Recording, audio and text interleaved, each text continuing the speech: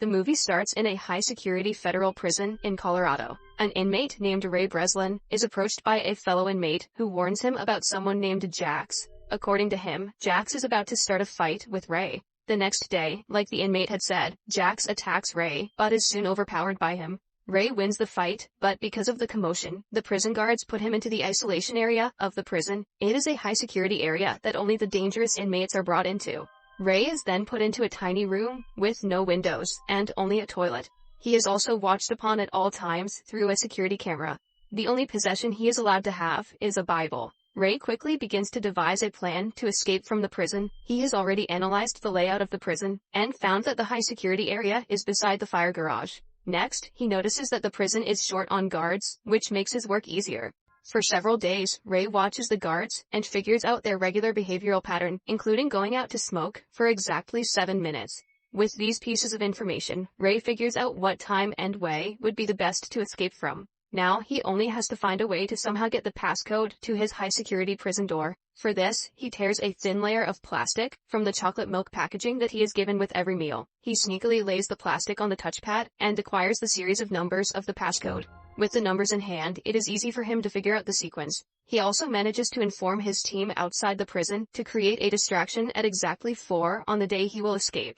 Finally, he executes the plan one day. As the guards go for a smoke break, he uses the passcode to get out of the cell. Then, through a vent, he enters the unguarded fire garage. At this moment, his team causes a fire outside the prison as a distraction. The firemen take the fire brigade outside, and Ray manages to go out with them by latching himself to the bottom of the vehicle. After finally getting out of prison, Ray drives away with his teammates, Abigail and Hush. They leave him by the side of a telephone booth where the police eventually find and arrest him. However, before they can take Ray back to the prison, a man named Lester Clark arrives at the scene and talks to the guards to let Ray go. In the following scene, we see Lester and Ray talk to the prison head. It is finally revealed that Ray is actually the founder of a security firm called Breslin Clark that tests the security measures of prisons. He is not a criminal, but a businessman who goes to several prisons as an inmate to check if they are escape-proof. Over the years, he has garnered a reputation as the man who can escape any prison. The prison guard is beyond surprised and thankful for Ray's feedback on how they can make the prison's security better.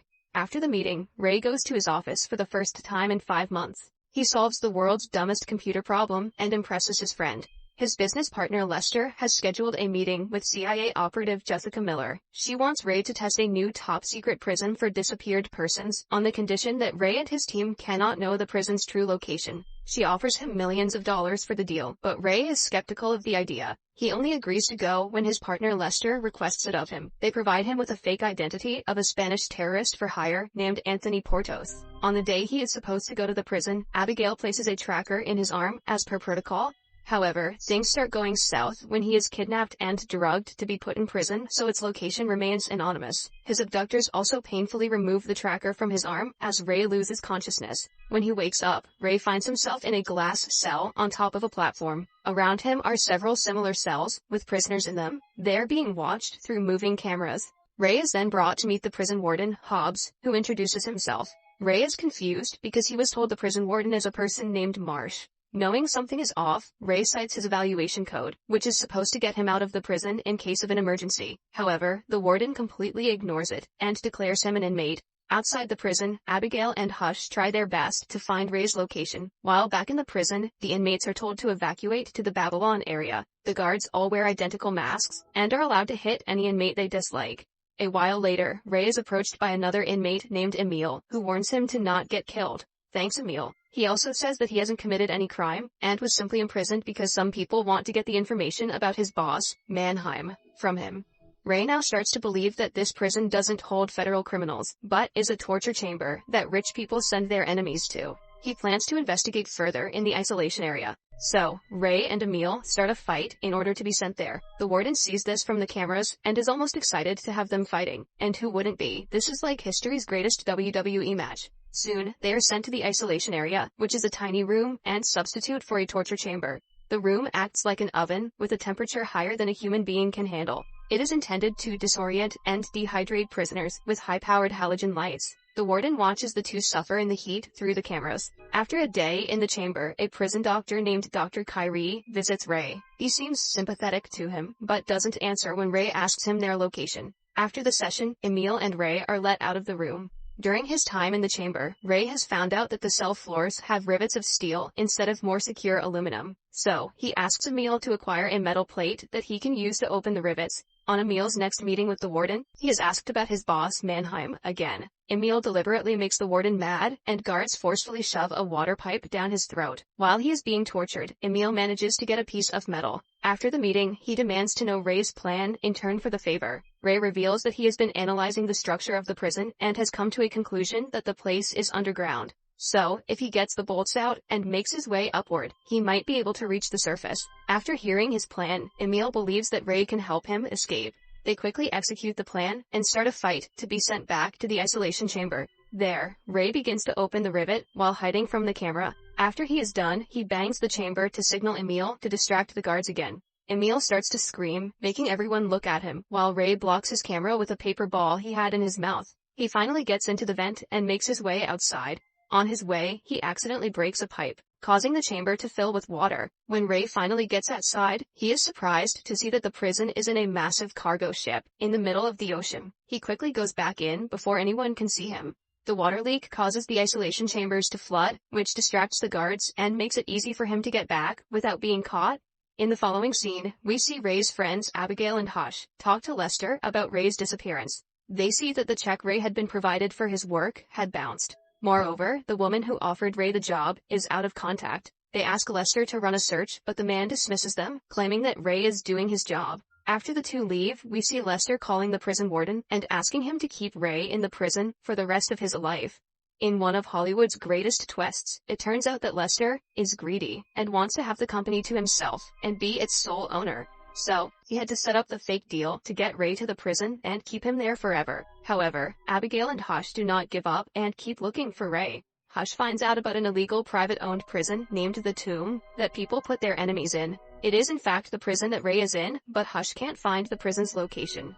Back in the prison, Ray and Emil start to analyze the guards' routine, which is difficult for them because the guards all wear identical masks. They do this for several days and figure out some important details about their schedule. Now, they have to figure out what part of the world they are in so they can devise an escape plan. For this, Ray tries to ask the prison doctor for help, but he refuses to do so. Instead, he sneaks out a cardboard paper to use it as a makeshift sextant and determine the ship's latitude.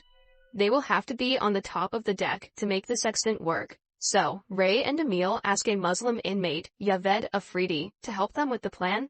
Later, Yaved offers to be the warden's spy. In turn, he asks the warden to let him pray to Allah in the open air. Not knowing his true intentions, the warden agrees and lets him go outside. Afridi then uses the sextant and figures out the latitude of the ship. Using this information, Ray deduces that they are in the Atlantic Ocean near Morocco. He and Emil are still not sure about the location, but they have to think of a plan soon. Emil says that he has a friend in Morocco who owes him big time, because of course he does. If they somehow get a message to him, he and his group will surely come to save them. Ray again meets the prison doctor and persuades him to help them this time. Later at night, the doctor sends Emil's friend an email, giving him their location. It is finally the day they execute the plan. At first, Afridi gives the warden fake information about a riot about to happen in the block. The warden sends all his guards to the block, leaving the Babylon area with only 2 of them. Ray sees the right time and starts a riot in the Babylon area. Soon, everyone starts fighting in the place, and Ray, Emil, and Afridi take the opportunity to run to the top of the deck. The warden notices this and initiates a lockdown in the cargo. Before the 3 can reach the top, the doors are shut because of the lockdown. At the same time, Emil's men also arrive in their helicopters to save them. But, inside the ship, the guards and the group get into a shootout. Afridi gets shot in the process and cannot move anymore. Ray quickly thinks of a plan, an escape plan, and asks Emil to stay with Afridi while he goes to the control room to cut the power. This way, the doors to the top of the deck can reopen. After he leaves, Afridi asks Emil to leave without him because he knows he is too injured to make it out alive. Emil reluctantly does what the man says.